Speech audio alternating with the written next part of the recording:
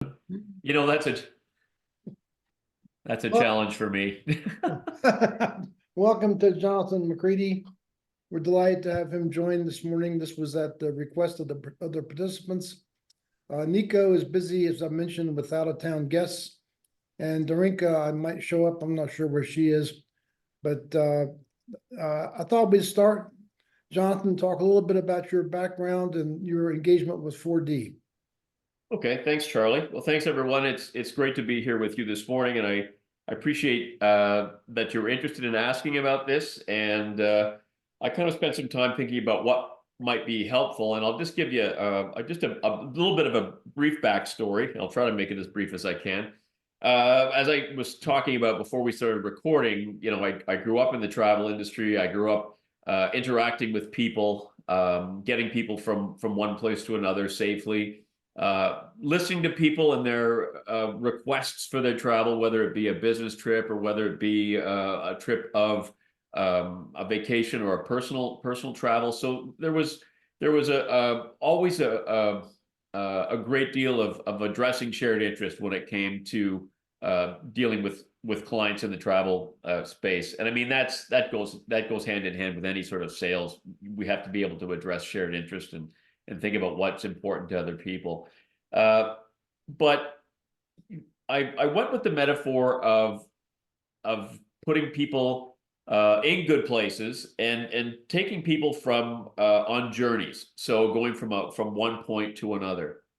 And I don't know what Charlie had mentioned about me ahead of time. I don't know. So I'm an executive coach now. I've been working as a coach since 2009, and I became a coach or got interested in coaching in the early 2000s because I was running a business. I was running a family business, the travel agency, and I had a team of people, and I was in charge of the business and in charge of the people. And I was really good at my job. I did a great job with clients. Customers loved me. Suppliers loved me. I got on well with everybody. I had great relationships, but I was a real terrible leader of a team. I did not know how to lead a team very well at all.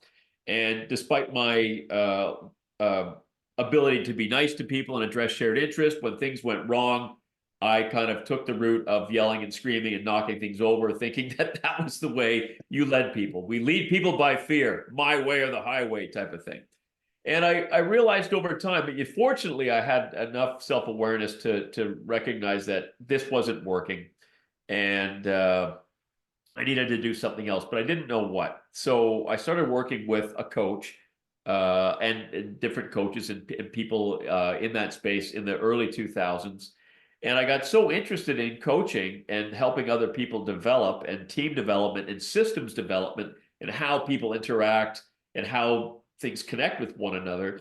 I went down that road and really got deeply involved in the coaching space, both on executive one-on-one coaching and team development coaching.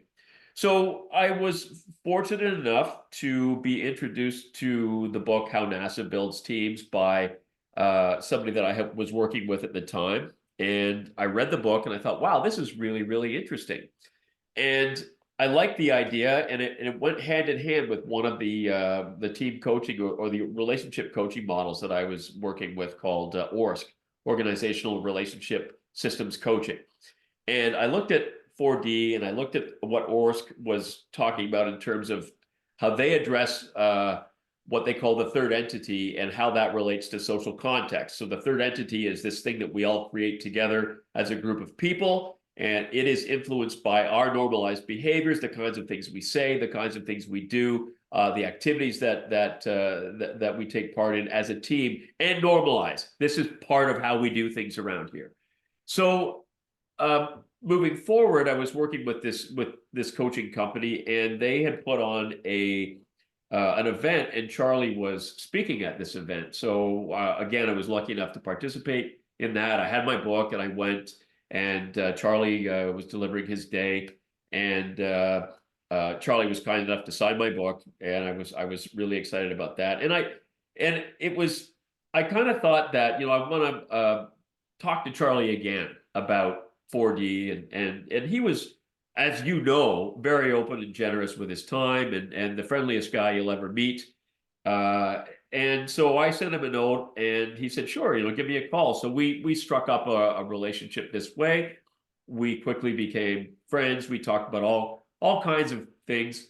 And we met regularly and just discussed 4D and how it applied to kind of what was going on in the world. And we would sort of just chat about different approaches to it and what we're noticing in the world. And I was always appreciative of Charlie's interest in my ideas around things and or at least hearing them out and giving me some feedback on them and going from there.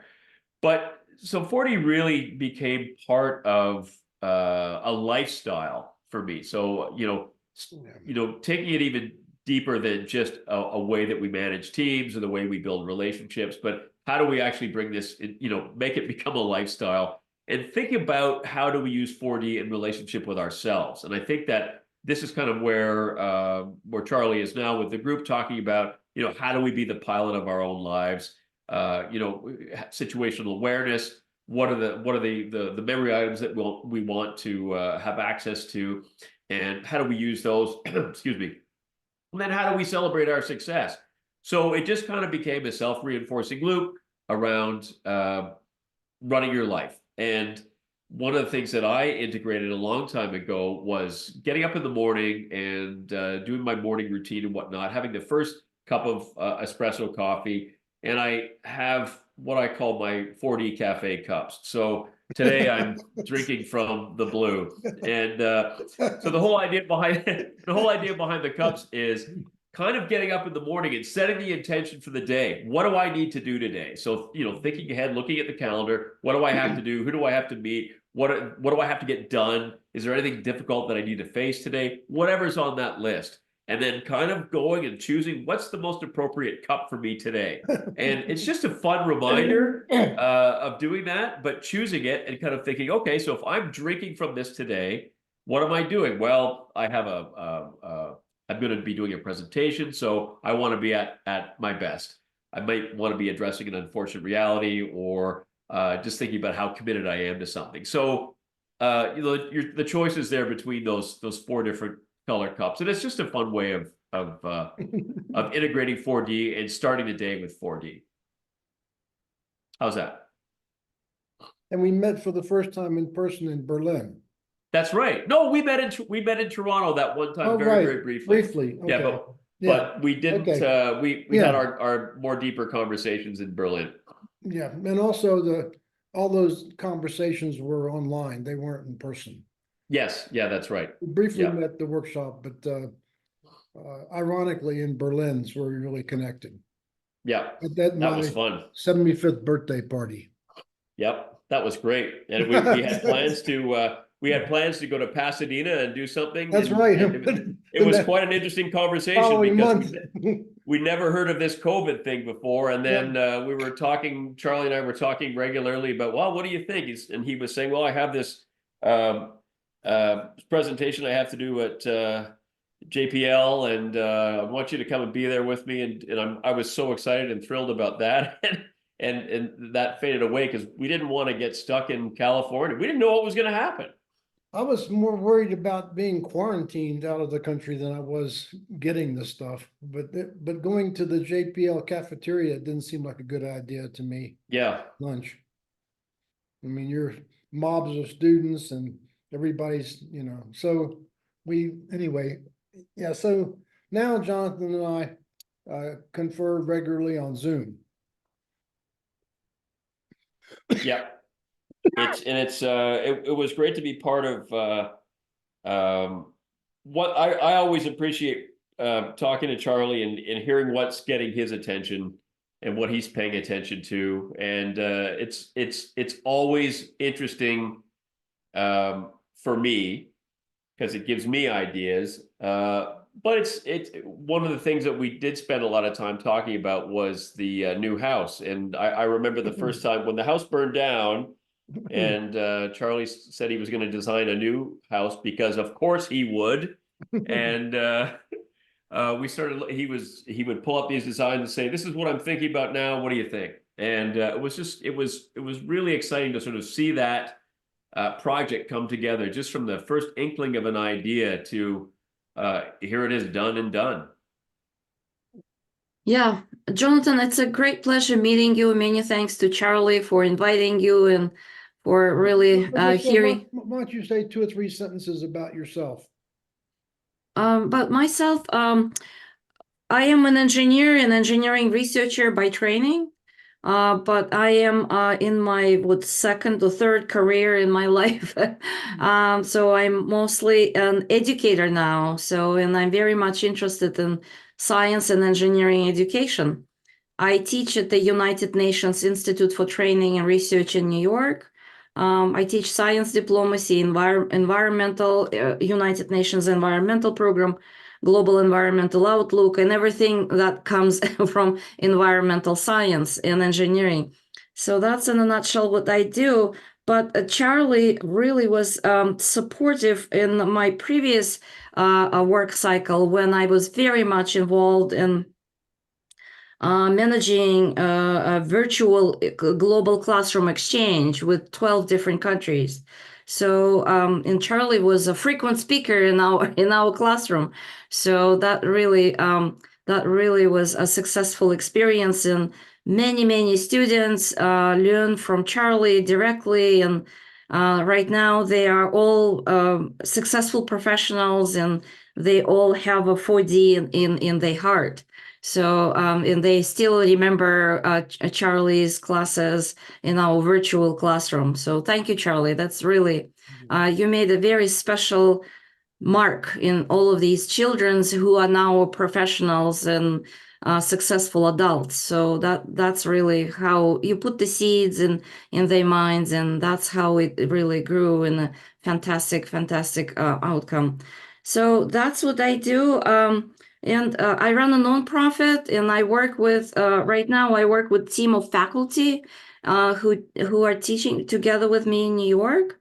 I also work with a group of educators around the world. So as you can hear from my quick introduction, I moved from managing students' classroom to managing adults' education. So, and 4D, needless to say, is fully applicable there. So in fact, it's much more applicable to in adult learning rather than in student learning. Although students are really hungry for this type of knowledge, but you have to take into consideration the child development stages, starting from pre-K and starting from in elementary school. So although it's all applicable in any age, but you have to have a certain pedagogical sort of background in order to be able to apply it. In adult learning, it's applied as is, as Charlie developed it. So, and I continue to really progress in that direction with Charlie's mentorship and guidance. So, I had a very strong interest in continuing applying this into my work with adult learning, virtual adult learning. So, and I'm very much interested in your experience in assessment. So what type of assessment you are conducting, what worked for you, what didn't work, sort of like if you would be kind to share your experience in conducting assessment. And when I asked Charlie, when we as a Tuesday class in Charlie's schedule, as we all of us asked Charlie to, would it be possible to invite someone like you and others. Charlie, as always, really take our request and make it happen. So he has this unique ability to really, from our mumbling, from our like, would it be, coulda, shoulda, woulda. So he's just making it a reality. So Jonathan, if you would be kind and maybe after Nat would introduce himself, maybe you will just find a few minutes to really share with us your experience in conducting the evaluations assessments. Go and Charlie, back to you. Jonathan, go ahead. Thanks. Thanks, Larissa. Well, I mean, So when you're asking about the assessments, are you talking about just the quick assessment or the TDAs? All of the above, All of the above. whatever it is that in your practice, what we just really want to learn, and I say we because all of us were interested in some point or another, really diving a little bit more deeper into what worked and what didn't, and how to, so to speak. Right. Okay. Well, you know what? I think, what works is that is that I think that no matter what you do with people, even the people who are the most resistant to doing anything, um, there's any new awareness that they can gain about themselves is always going to be a positive. I think people are going to grow at different rates. People are going to accept things at different levels. One of my biggest mistakes as a facilitator and a coach around 4D is that I believe that I get it so deeply and it's so meaningful to me that I have an almost immediate and unacknowledged expectation that you will get it exactly the same way I do. So I can get excited about it and maybe become a little bit too much for people. I find that so in terms of where I sit on 4D, I'm kind of a green blue or a blue green, depending on the day. When I get under pressure, the first two things to go are my systems and processes and my relationships. So I think that qualifies me as blue green. But so being careful about overwhelming people with it, I think, is one of those things that, especially if you deeply connect with it and become excited about it. It's some people just they can't take it from the fire hose. They need to have little bits of it. So in terms of what doesn't work around 4D, what doesn't work sometimes is the way that I might offer it.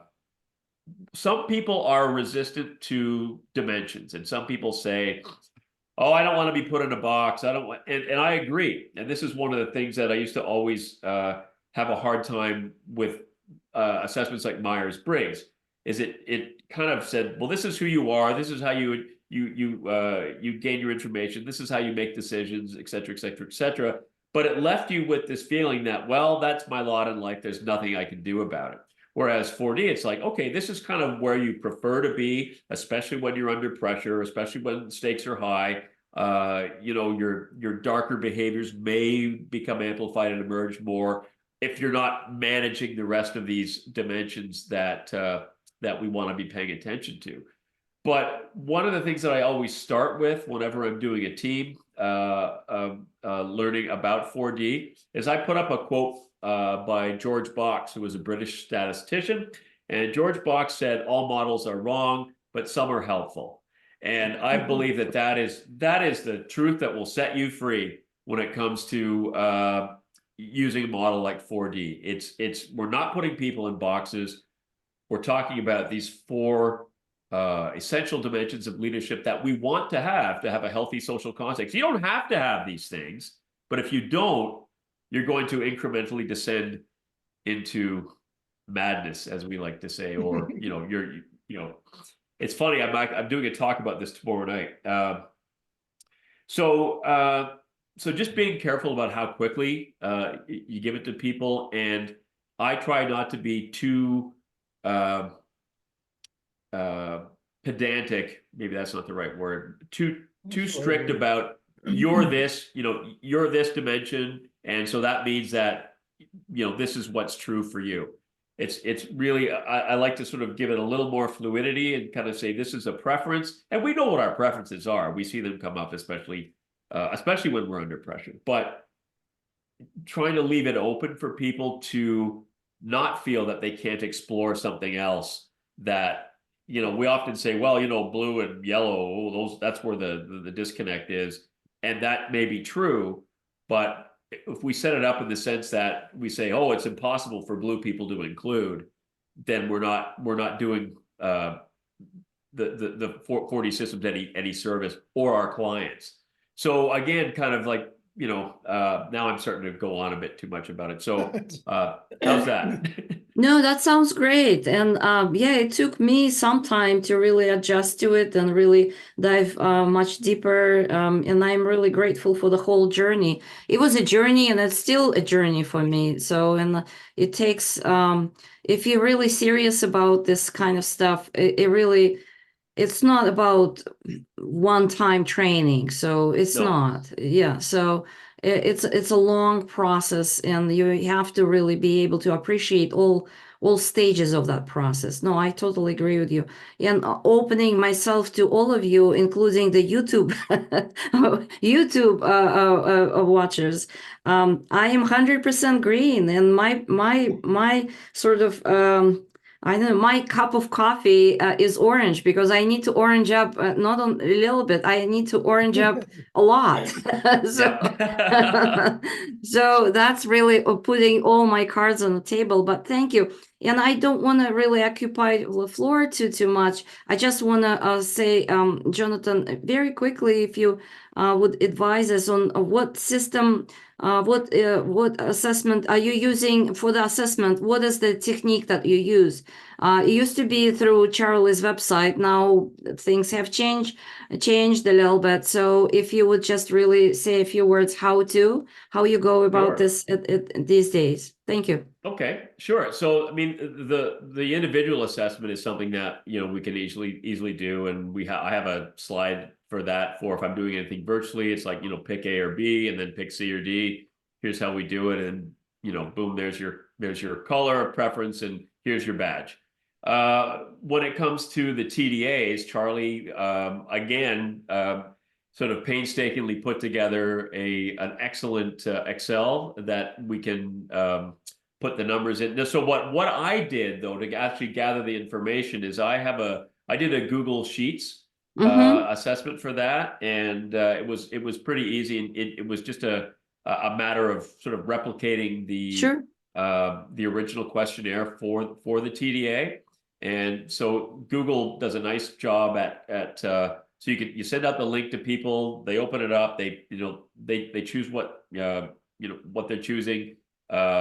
They can write the delta question, they can write the plus question answer. It gets submitted, and then you take that, plug the numbers into the Excel, and go from there. That sounds great. Do you, So it's and doable. yeah, yeah, absolutely. And not to overwhelm you with amount of question and give other people a chance to talk. Do you see in the future maybe it would be a useful exercise to really develop a app on the phone? Well, I know that somebody did try to do that and it didn't Hmm. work out. And I don't Oh, know okay. why it didn't, but that was just one person's example. Sure. I think it would be a great idea. I've talked to different people about creating a landing page about it and redoing it. And it's for me, I would do it right away. But you know, I've been quoted, you know, figures of like 25 grand to do it. And people have said, yeah, sure, we can totally do this, but it's going to cost you 25 Mm. grand. And I thought, well, okay, I'll get back to Okay. that. But it's So. so absolutely. I think it needs to be resurrected. I'd love to see it available for people, and you know, I'm interested in pursuing whatever that Yeah. looks like. Thank you. So at this point, you're using the Google for that, and it works Yeah, okay for for the you, time right? being. Okay. Okay. Great. Great. That's all my questions. Of course, I have millions of other questions, but again, I need to orange up a little bit and really follow the structure. Back to you, Charlie. Thanks, And Matt, Larissa. you want to go ahead and introduce yourself and see you have some questions for Jonathan? Sure. I'd love to introduce myself, and Jonathan's actually done a great job of answering most of the questions I had already, but I'm sure we'll come up with some additional discussion items. So Jonathan, my name's Nat Stark.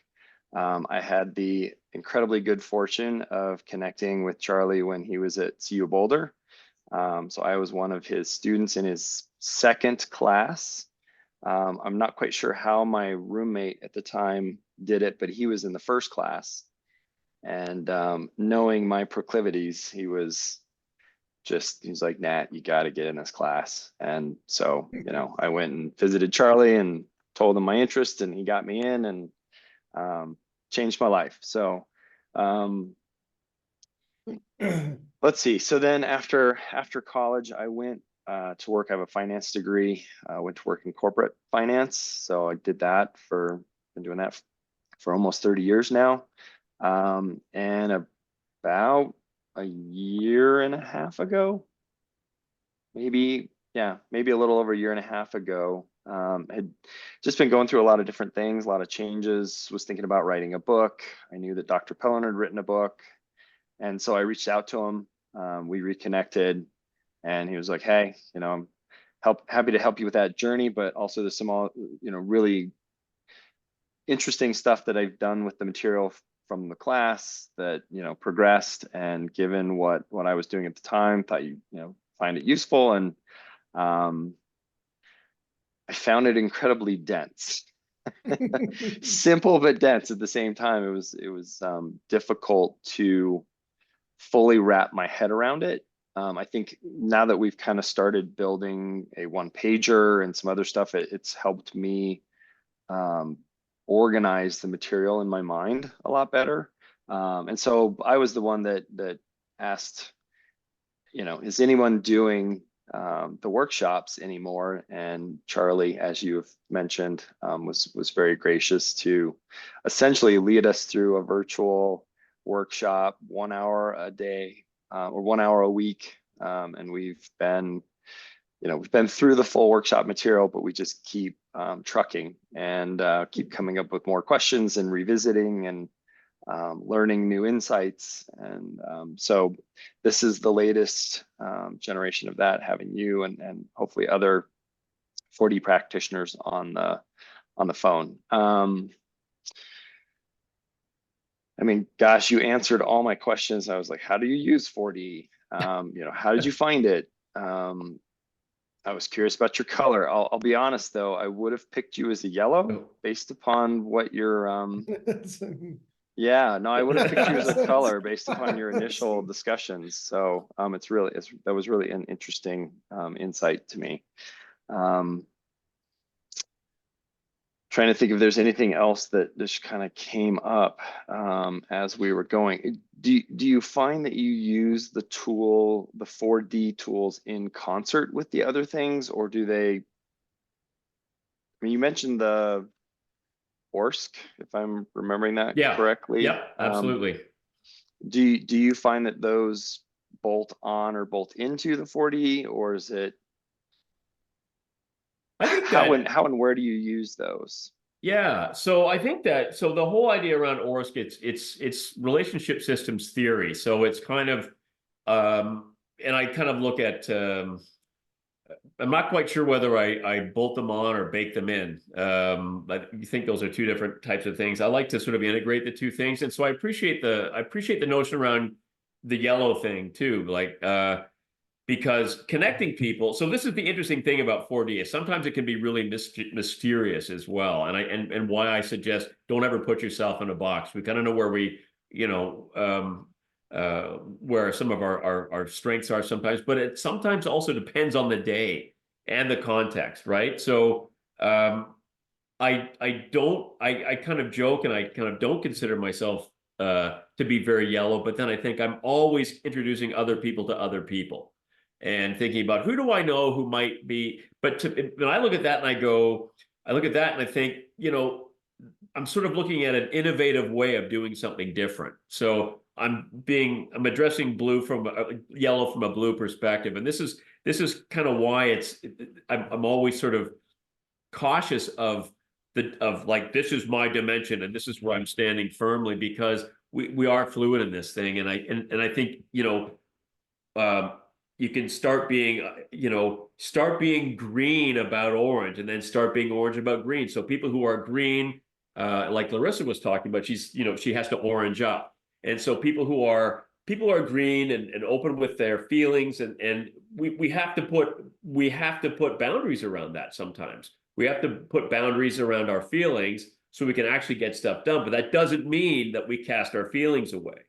And being innovative, we also want to remember to include people in our innovation as well, and what might they think and whatnot. So I work with a lot of entrepreneurs one-on-one. This is where they find it really interesting, is that most entrepreneurs are obviously what color? Probably blue, right? Because Blue. they're coming Yeah, up with sorry, I was on mute. that's okay. They're inventive. They got their own ideas. They want to innovate. They want to be the best. They want to, do something different with existing things or create something that's brand new. And one thing that I find the entrepreneurs get stuck with is, building their teams. How do they actually start, and who do they think about including, and how do they go about doing it? And so again, how do you be 4D about being 4D? It's something that I think we have actually never really master fully. I really think, and this, I'm not being hyperbolic about this, is I really believe that 4D is it is a lifetime learning journey. I couldn't say that, oh, I'm the expert on 4D, I know all about it. And even though I know a lot about it, but there's always something I'm discovering and going, oh, wow, isn't that a fascinating connection? Look at that, something brand new. And so I think it really is, it really is a tool for life mastery.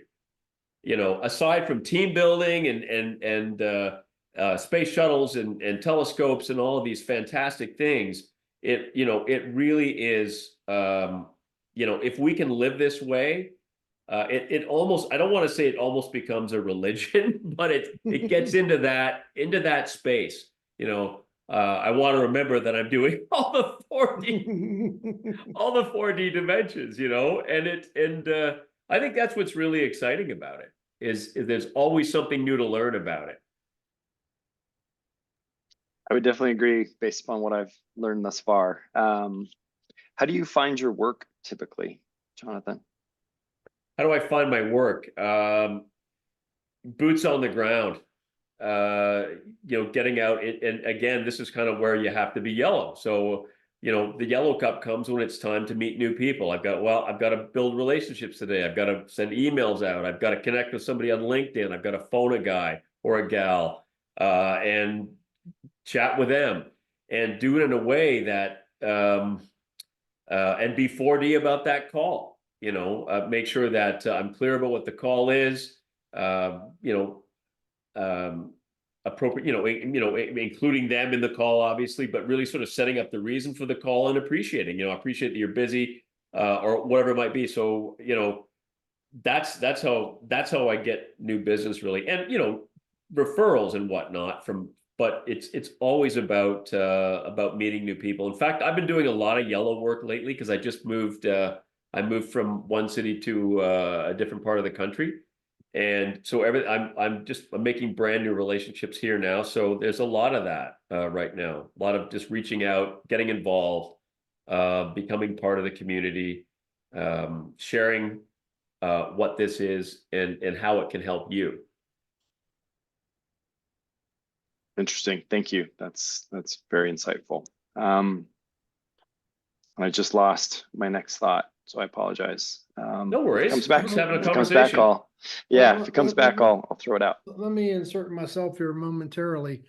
What I'm interested in, Jonathan, is that in my experience doing this work, the people who really get the real benefit is people who embody it in their daily life, as you've done. And I've watched, particularly the people in China that I'm there twice a year for a month at a time. And the ones who are completely successful are the ones who live it. So how do you absorb the whole thing? And when you and I talk about things, you're using it for like your tree problem. Oh yeah. So I think how do you embody it? First, how do you get into that space? And second, give some examples of how you use it in day to day. Sure. I think that's Sure. the most interesting thing to me, and that's the people who really get the benefit. And Frank Martin, who's on our Saturday calls, he's embodied it. I embody it. How do you do that? I can't tell anybody how to do it. It's too long ago. Yeah, well, it's a tough question to answer. I mean, how do you embody it? And I Well, you think started that, explaining with your coffee cup, this reminds you yeah, of the colors every day. absolutely. So thinking about, sort of thinking about, the framework, thinking about the model, but I think, embodying things really does come back to, self-awareness and being willing to be self-aware. And I don't know whether that's something that people can learn. I believe we can learn practically anything. But I think so. I think from the get-go, I've been a self-aware person. So just thinking back to childhood and always being aware of what was going on around me and how it was impacting me, and what I was noticing about, it starts with just noticing. So one of the first things in coaching when I work with people is I tell them, start noticing what you're noticing. So pay attention to the things that are getting your attention. So, and Charlie referenced my tree, and you all know Charlie's house story and how he dealt with a, a personal disaster using 4D, and we had a similar situation with a tree at our house. So last year we were selling our house. We lived in Toronto, just outside of Toronto, and we decided that we were going to sell the house because our kids had moved away and our second child was at university, and we thought we'd go and he's in Halifax, and we thought we'd maybe move closer to where he is. So it was time to make a change in our lives. Our mortgage was coming to a close, and we had a kick-ass rate on that mortgage, and it was going to more than double, almost triple what it was going to be. So we thought we don't want any part of this. So it was really our incentive was largely financial. We didn't want to get a new mortgage on the house. We didn't want it to turn over at 7.5% or 8% or whatever it was going to be. So our deadline was December 31st, and we wanted to leave. And the good news for us is that we were in a pretty hot real estate location. But where we were, everybody who wanted to buy our house was concerned about this tree that was growing in our backyard that was growing over the house. And in our town, you were not allowed to cut down trees at all. And you had to get a permit to cut down the tree. So we put the house for sale. We got offers. We accepted an offer. We were like, yay, this is awesome. So I called the town and I said, I need somebody to come and look at our tree and give us the permit to cut it down. So far, so good, right? They came over, they pulled up in their vehicle, they got out of the car, they went to the backyard. She had a rubber mallet. She hit the tree with a rubber mallet. She measured it. She looked at it. She said, no, I can't give you a permit. Sorry, this tree's healthy. And I said, well, what are you talking about? My whole house deal is hanging on this tree coming down. No, nothing we can do. So that was something I could feel in my heart. And it was one of those things that was devastating. I mean, when you've got a lot of pressure at one end and you're moving towards that, like time isn't stopping. We're moving towards this point in time, whether you like it or not. That's the unfortunate reality. So there was a lot of unfortunate realities that were existing, and this tree all of a sudden became a brand new unfortunate reality. So I can remember standing there in the driveway watching her drive away, and I thought, oh my God, what am I going to do? I'm terrified to tell my wife because somehow it'll be my fault. And so that's another unfortunate. It wasn't really. So again, it was just it was really a matter of sort of breathing into how am I feeling right now? As Charlie talks about, just belly breathe, feel it. How am I feeling right now? Lousy. Wow. Okay, what's going on? Am I in a drama state? Yes, I am. I'm a victim. I am blaming. I'm blaming the city. I'm complaining. I'm not feeling included right now, and I'm being defensive. All right, and I can feel the rational. There was some good rationalization probably coming down the line there too, but I was mostly feeling like a victim and mostly feeling like a blamer and a complainer. So again, just sort of noticing that and kind of thinking, okay, well, this is the unfortunate reality. What am I 100% committed to? Well, I am 100% committed to solving this problem. And it is funny because I don't know about you, but I sometimes can hear Charlie in my mind telling me stuff. So I can hear, what would Charlie say about this, or what would he, and and that's that's kind of a device that I've obviously created it. There's some level of comfort in that. So if you think about it, I'm actually appropriately including Charlie in my mind to kind of feel included in, okay, you're going to be okay about this. You're going to get through it. So am I starting to talk way too esoterically right now, or does this make sense? It does make sense. Please keep going. Okay, great. Thank you. Because sometimes I can go off on a tangent. But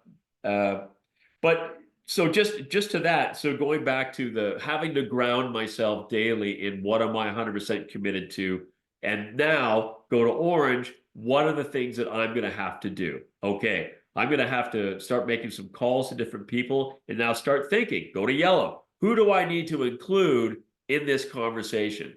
And I'm now furious at the tree people and I'm furious at the town for this, but what do they want that I can want for them as well? So the city of Markham is committed to having a healthy, dense green tree canopy in Markham. And yes, you know what? I can want that for them as well. I can 100% get behind that for them. So what happens when I go, okay, there's the shared interest.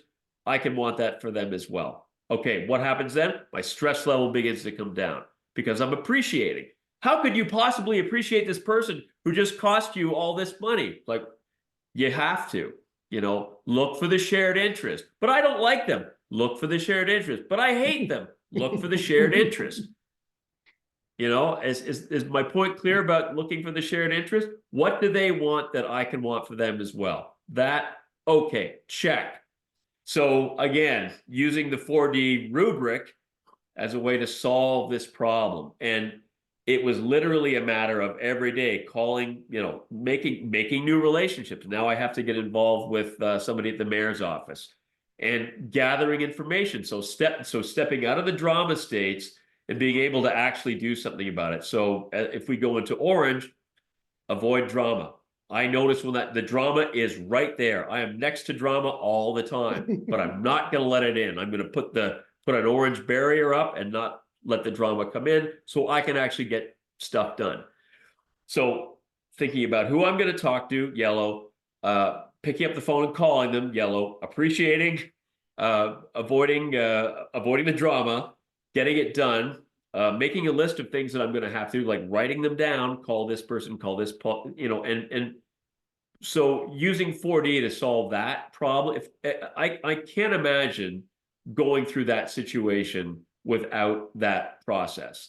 It would have been really, really difficult. I mean, those sorts of things take toll on your health as they are.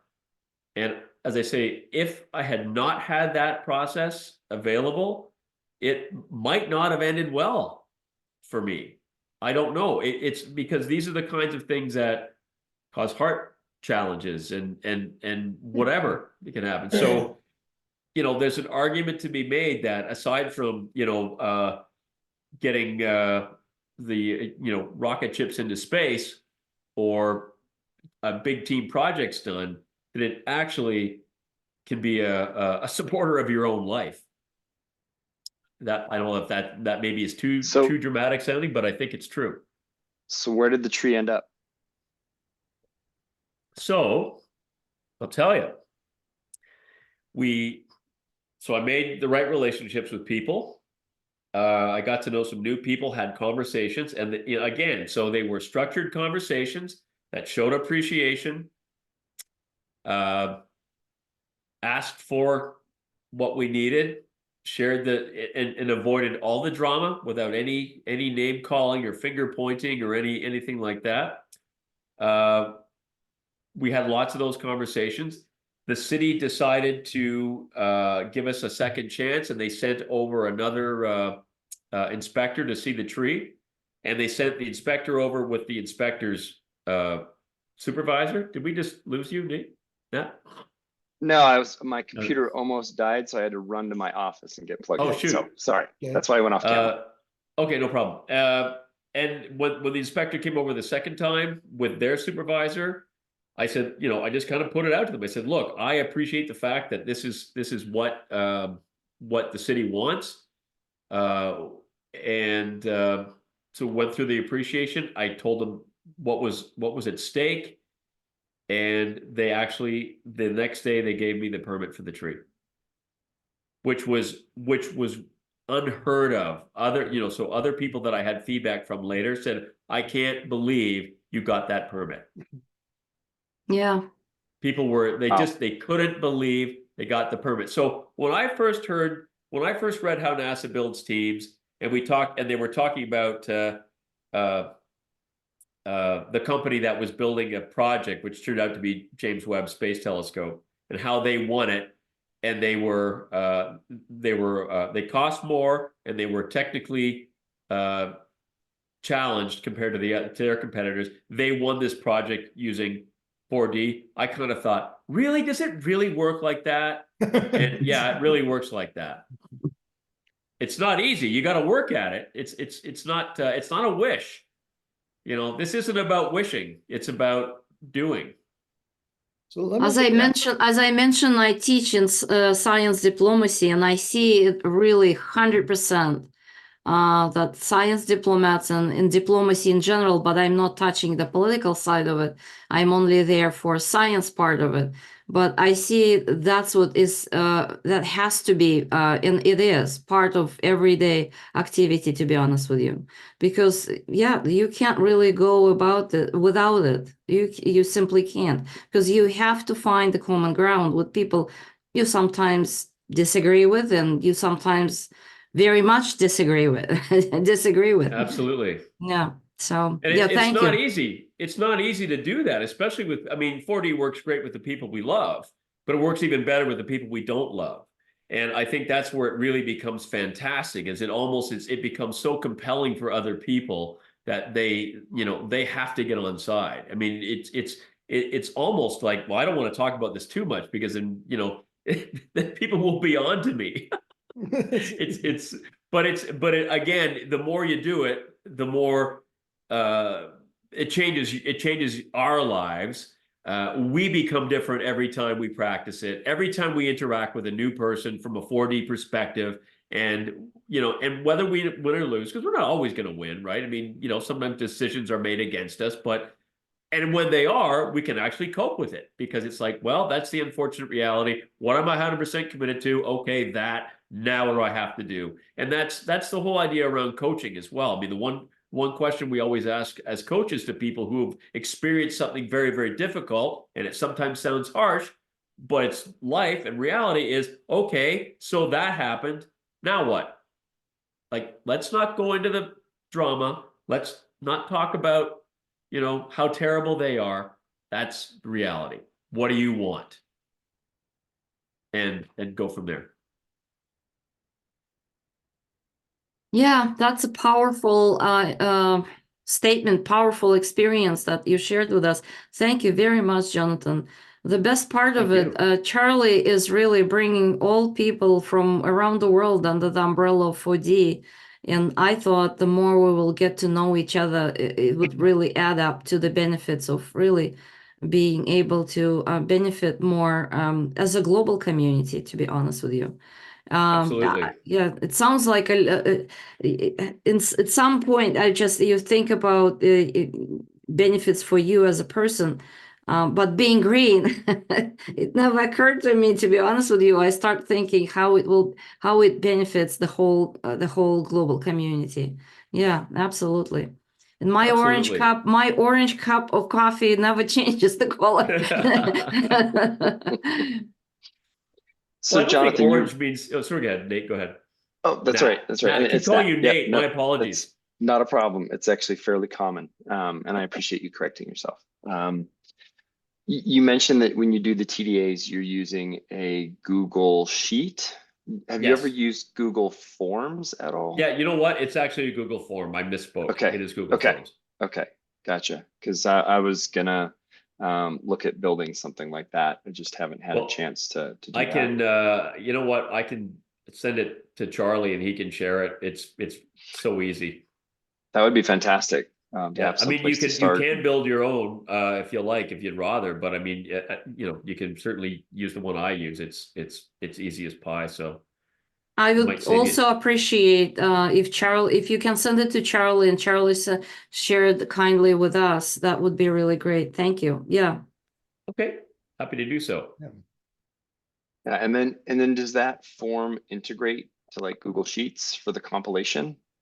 So the compilation piece, so I would use the whatever the data points that come out of the Google form go into Charlie's Excel. The Has he Excel. done the Excel? So Yes. you can take those Yep. numbers and plug them in there and Okay. go from there. Okay. I'm going to see if I can't do it all in Google Sheets. So if I'm successful, Nice. That'd be I would awesome. be happy to share back. Nice. I've done one of the big things I've spent a lot of my time in my career doing is data massaging, spreadsheet work, stuff like that. So I'm hoping very soon here to get some time and take a stab at it. And if I come up with something good, I will be more than happy to share it back. That's awesome because I am not a data dude.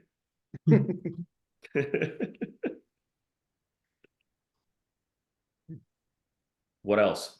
Anything else? What are your plans going forward? What are your what is your wish list, so to speak? Where are you going with this next? Well, I appreciate that question. So interestingly enough, so we've, as I say, we have moved to a new city. We're living in Moncton, New Brunswick now, and it's great because it's a small city in New Brunswick. It's New Brunswick's fastest grow. It's actually Canada's fastest growing city. So it's really interesting to see how, see some of the growth opportunities here.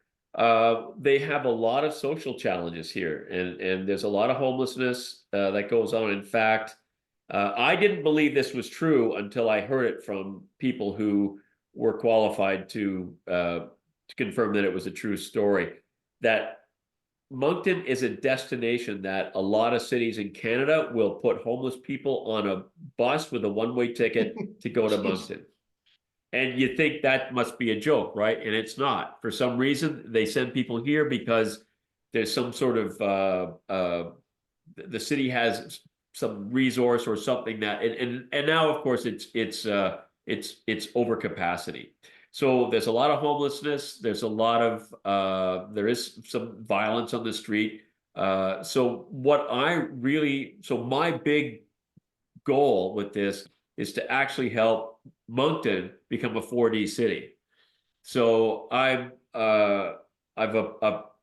applied to be on a board of directors for something called the John Howard Society. I don't know if you have that in the States. It's certainly here in Canada. John Howard Society is an organization that helps people who come out of prison to reintegrate and get back into society. There is another organization I'm working with called Harvest House, and they work with homeless people and people who are coming off of addictions. And so I'm helping their leadership team with 4D, so the leadership team can become a 4D team. And I'm doing that as a voluntary project for them. But I also want to introduce some sort of a 4D sort of light touch program for people who are getting back into the workplace. And so how do we reduce conflict? How do we get things done? How do we address shared interests with others? How do we live with how do we deal with unfortunate realities? So it's a little bit delicate because I'm coming from a position of not what's the word I'm looking for? Coming from, I'm not homeless and I haven't been homeless, so I don't want to pretend to sweep in and go, I'm going to solve your problems. But I'd like to, so I want to help that layer of people with that. But just overall, how does, if Moncton could become 4D, that would be incredible, the way they solve problems. Because as you know, politicians make mistakes all the time. And actually, Charlie, that was one of those things I wanted to talk to you about. I am wondering whether politics, if they could actually ever really do it, if they could actually be 4D. The issue is, getting back to what you talked about earlier, what do they want? And they've got to want something other than get reelected. Yeah. Yeah, the incentives You are know, and broken. you need, you can find, what's interesting in the US is with all the conflict, most of the people with higher levels of being are leaving the Congress. So I don't know, the US Congress right now, probably not much you can do, but certainly there's individuals in there. En masse, there's nothing you can do, but there are individuals who could Yeah. become, you know, one of my friends from CU said, with good leaders, you can do anything. And that may be some truth. Help these people improve their abilities. There historically have been people who worked collaboratively with the enemy, you know. I just So keep thinking about Frank's ahead. example of, I just keep thinking about Frank's example of juries, how, you know, juries work. Why do they work?